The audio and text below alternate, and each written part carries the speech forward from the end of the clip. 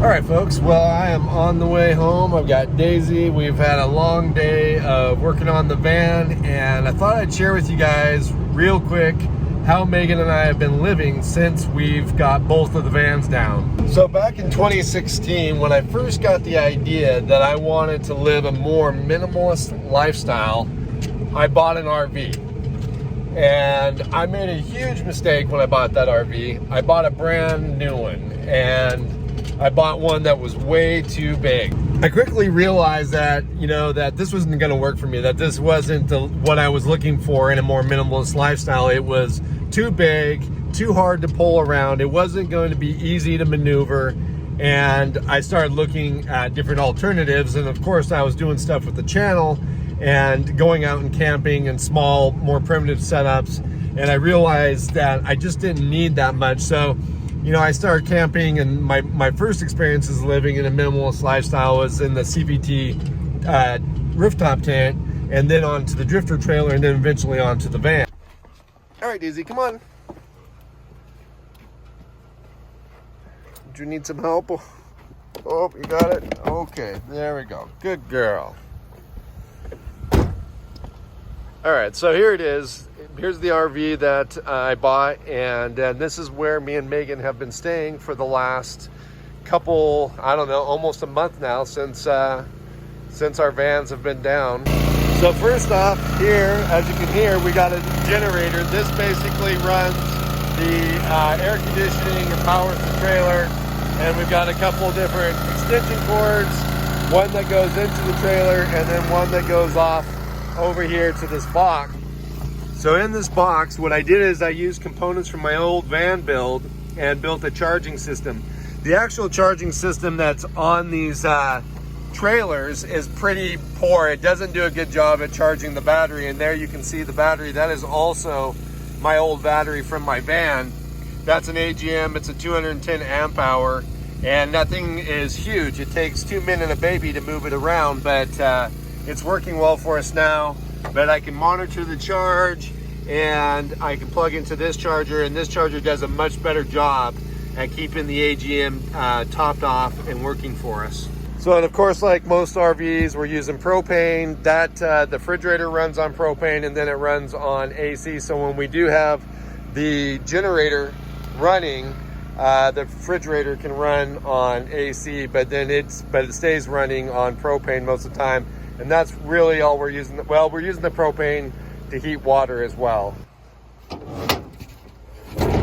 So since we don't have water, every day I fill up these jugs, and I actually got another one in the front seat, and I fill the trailer up with water. That way we can take showers every day. Megan takes a shower at work most of the time, but for me, mostly I can, this helps me take a shower. And that is one of the upsides to RV life there versus the van life, that I do get to take a shower every day.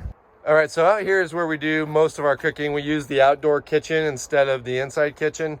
We do make coffee inside, but for the most part, all our cooking is done out here. I've got the scuttle set up, and the trailer does have quick connects underneath. So I already had the scuttle set up with the quick connects on the van, so they plugged right in. That's been working for us, but we got running water out here. And then we got a cook stove. This refrigerator is only on AC, so we don't use it. That's kind of a dumb design. I'm not really sure why the trailer company did that, but it doesn't work with propane, so it only works if you're on AC. All right, so here's the interior of the RV and where we're living.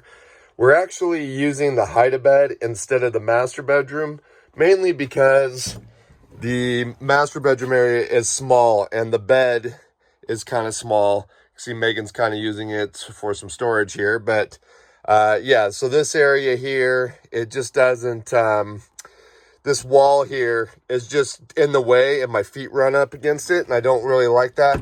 So we found that we just like using this bed, and we brought in the mattress from my van to make it a little bit more comfortable, and that's been working out pretty good. But we pretty much just live in this space. There's also a room in the back of the RV that we don't use. We find this space to be just enough for our needs, especially coming from the vans. This is a lot of space for us. One of the nice things that we are enjoying about RV life, especially with all the massive heat is this air conditioner. That's been great. Daisy really likes it because her bed is right underneath, and that keeps her nice and comfortable. We don't run it all night or anything like that, but it definitely will run it for a bit to get the trailer cooled down, and at least makes going to bed a little bit nicer. And of course, we always have to have the Pendleton, easy to access. Meagan got us a little plant, so it's very homey inside here. One of the other nice features is actually having a full-size refrigerator with a door. You know, I really do like my Snowmaster, but with the chest-style refrigerator, sometimes things just seem to get lost in there. So having this ability to be able to open it up and actually see what food we have all the time, I do like that. It makes me think about in the van of wanting to maybe change to this style of refrigerator inside the van. So I use the kitchen counter mainly. We don't really eat here. I use this mainly for doing my editing. I'll bring my laptop, set it here. I've been using the Jackery 1000 for pretty much all my editing and stuff. I leave it plugged into the wall here, and then that way it stays charged every time we run the generator. And then when I'm not running the generator, I can still use the AC ports on the Jackery 1000 to run my laptop and everything for doing editing or any work I need to get done.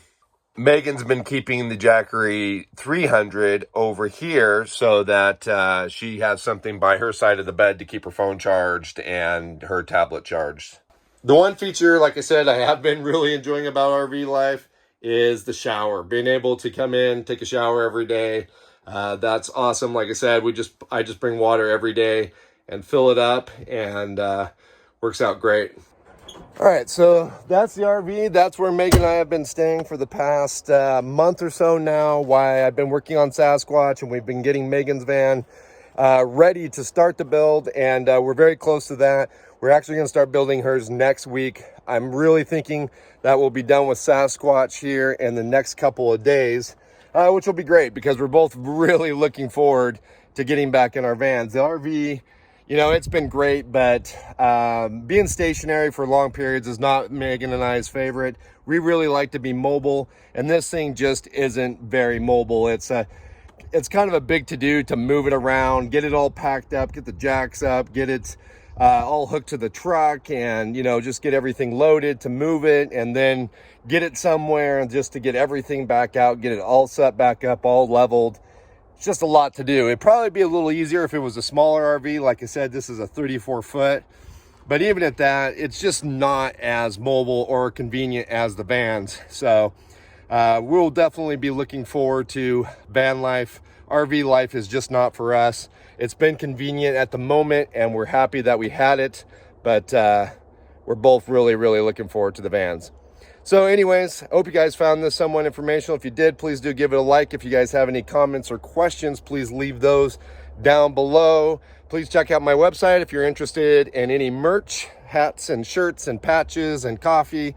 And we'll catch you guys again outside.